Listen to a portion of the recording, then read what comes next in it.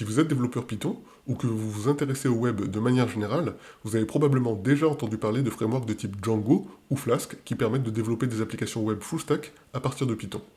Qu'est-ce qu'on entend ici par application full stack? On entend des applications qui gèrent un back-end, qui va interagir par exemple avec une base de données, mais aussi un front-end qui va exposer au client final du HTML, du CSS et autres types de fichiers statiques.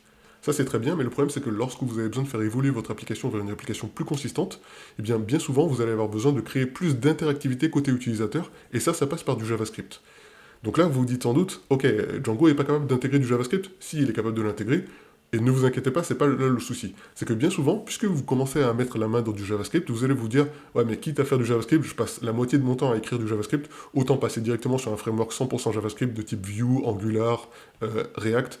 Et là, en fait, c'est vraiment pas le bon choix à faire.